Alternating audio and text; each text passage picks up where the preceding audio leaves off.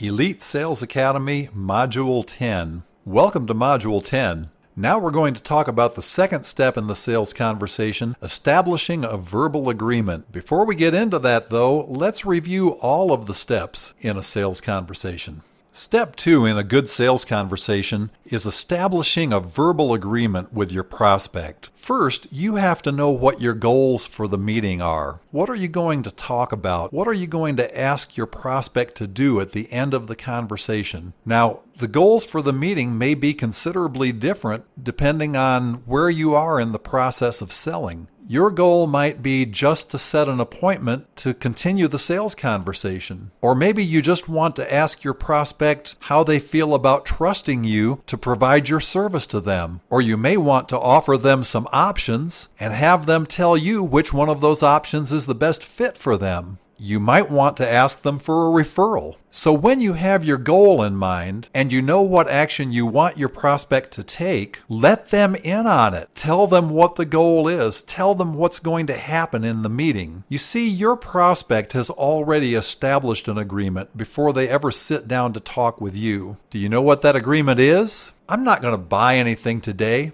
I'm not going to write a check. I'm not signing anything. I'm not making any commitments. I'm just going to get some information from this salesperson, and then I'm going to tell them that I want to think about it for a while, or I need to talk to someone, and then I'll leave. And if I decide later on that I want to do it, I'll call them back. Probably the most common instance of this is something that we've all done. We walk into a store, and the salesperson walks up and says, "Hi, can I help you?" Now they say that because they haven't been properly coached. There's a better question to ask. But the salesperson usually comes up and says, "Hi, can I help you?" And what's the response that we always give? "No, that's okay. I'm just looking." Now that's probably not even really true in most cases. My wife likes to shop, but when we're driving down the road and we go by a store, I've never had her say, "Hey, let's stop and just go in and look around." She usually knows what it is that she'd like to shop for. So if we see a furniture store, she says, "Hey, let's go in and look at couches, because I'm thinking about getting a new couch for the family room." And that's the case most of the time when we go into a store of some kind. There's a reason why we're there. We're really looking for something, but we tell the salesperson we're not, that we're just looking around. We don't really know what we're looking for. And that's because we made an agreement with ourselves or with each other that we weren't going to buy, or that we weren't going to let a salesperson talk us into anything. So if you don't change the agreement and establish a new agreement with your prospect, what they have in mind is exactly what's going to happen at the end of your sales conversation. They're going to say, "Gee, that sounds really good. Do I have to decide right now, though?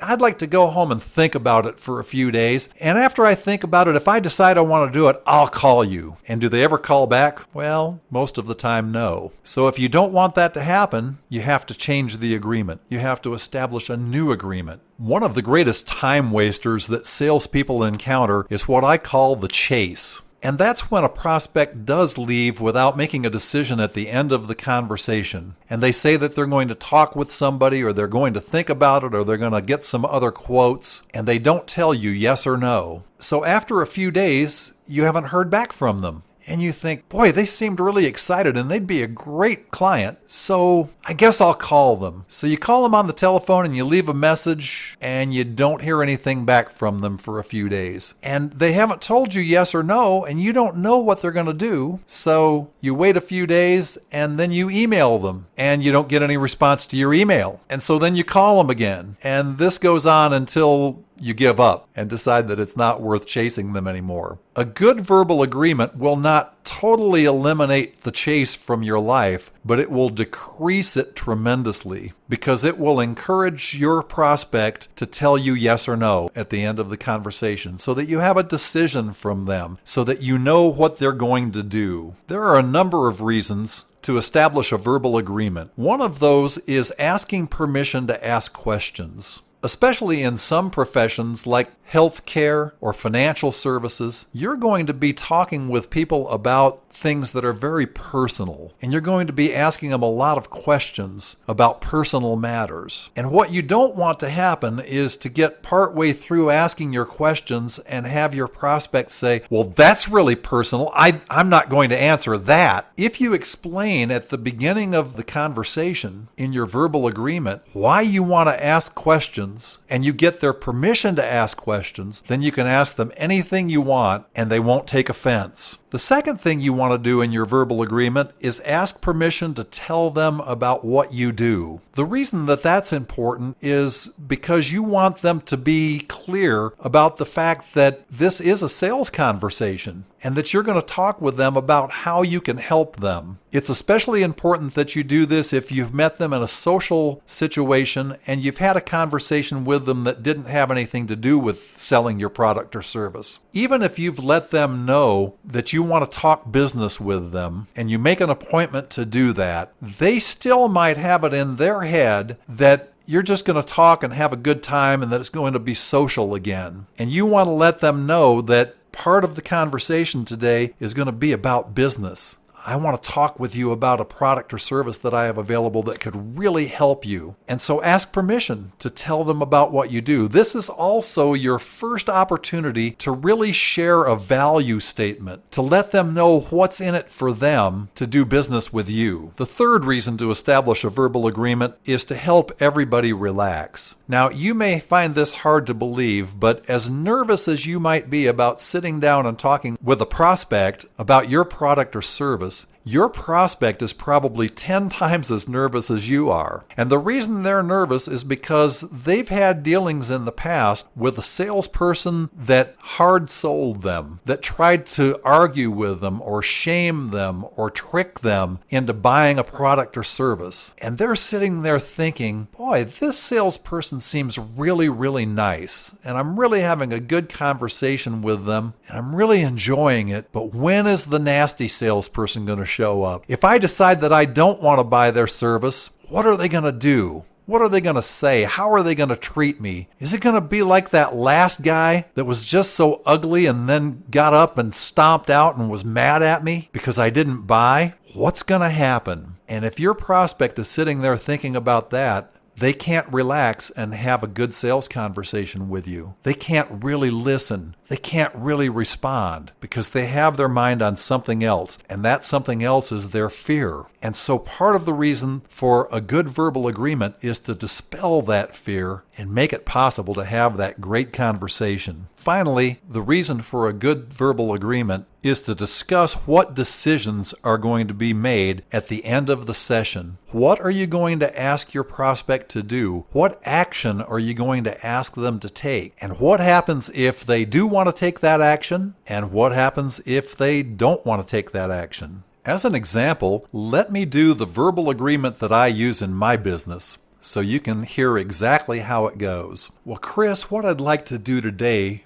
first of all, is ask you some questions so we can determine together whether my services would really be a good fit for you or not. And any answers that you give me are going to be held in the very strictest of confidence. Would that be all right? And then what I'd like to do is tell you how RedCap helps their clients dramatically increase their conversion ratios and their sales and their revenue. Would that be all right with you? All right. And Chris, before we get started, I want to make you a promise today. I'm not going to try to talk you into doing anything you don't want to do. My goal is to find out whether I should be your sales coach. And so at the end of our time together today, I'm just going to ask you how you feel about trusting me to be your coach and help you increase your sales and income. At any point during our conversation, if you decide that we wouldn't be a good fit, it's perfectly okay for you to say so. And don't worry, you're not going to hurt my feelings. And I think when you see how you can increase your sales and your income and just be so much more successful in sales, that you're really going to love it. And if you do, we'll go ahead and take the next step. Would that be fair enough?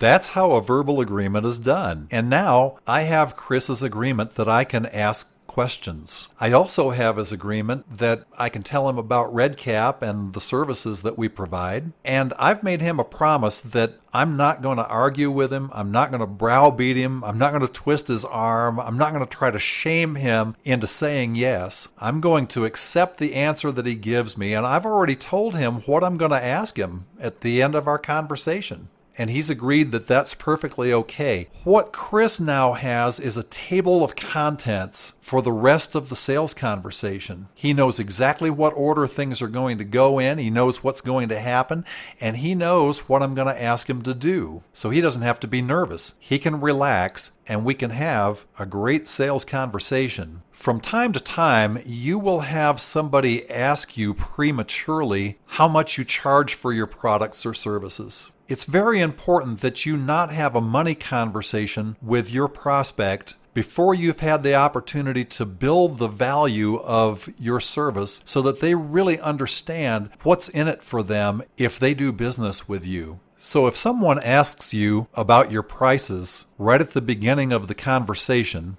here's how you can respond. You know, I really can't answer that question right now because I have a number of different options available for different needs and different budgets. So what I'd like to do today is ask you some questions about your business, about your situation, about your goals, and you see you're right into the verbal agreement. And once you've established the verbal agreement and you have their okay to ask questions and to tell them about your services, and then you're going to ask them whether they want to do business or not, then they have the table of contents. They know what's going to happen, and you don't have to answer the price question before you've built value. One time I was talking with a gentleman and we were just in the process of building rapport. We hadn't even gotten into the sales conversation yet, and he said, "Hugh, I just want you to know that I'm not going to make a decision today. I always think things over for 4 days before I buy anything." Now, first of all, he wasn't telling the whole truth. If he went into the supermarket and saw a beautiful juicy steak sitting there and he was hungry for steak, he wouldn't go home and think about it for 4 days before he bought the steak. His decision to buy wasn't really a matter of time, it was a matter of